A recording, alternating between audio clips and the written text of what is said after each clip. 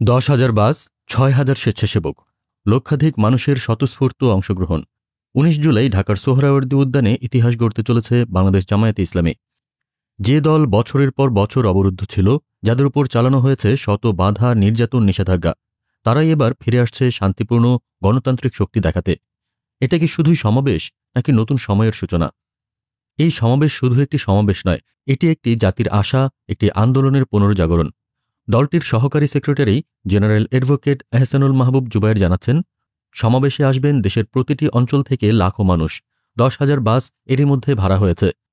Train, launch, এমনকি ব্যক্তিগত গাড়িতেও ঢাকামুখী যাত্রা শুরু হবে অচিরেই। শৃঙ্খলা বজায় রাখতে ৬,০০০ স্বেচ্ছাসেবক থাকবেন সর্বত্র। প্রবেশ, মাইক, পার্কিং সবই পরিকল্পনার আওতায়।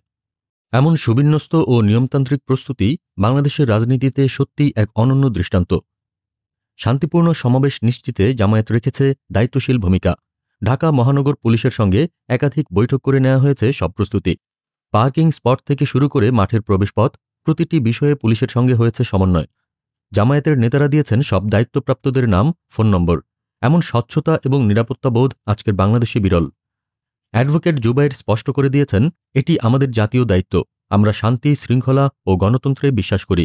বাংলাদেশের রাজনীতি কি এবার নতুন একটি বাঁক নিতে যাচ্ছে? জামায়াত বলছে, তাদের এই শান্তিপূর্ণ মহাসমাবেশ হবে গুজব, বিভ্রান্তি আর অপপ্রচারের বিরুদ্ধে এক ঐতিহাসিক জবাব। এটি একটি রাজনৈতিক শক্তির উদ্ভাস নয় শুধু, এটি একটি সংগঠনের পুনর্জন্ম, একটি আদর্শিক সংগ্রামের নবযাত্রা। সোহরাওয়ার্দী উদ্যান প্রস্তুত, বাংলাদেশ প্রস্তুত, আর জামায়াত প্রস্তুত ইতিহাস রচনার জন্য। ১৯ জুলাই আমরা দেখব মানুষের ঢল, শৃঙ্খলার শক্তি আর একটি দলের অবিচল প্রত্যয়। আপনিও থাকবেন তো ইতিহাসের সাক্ষী? মন্তব্যে লিখে জানান আপনার মতামত আর শেয়ার করুন সবার সঙ্গে।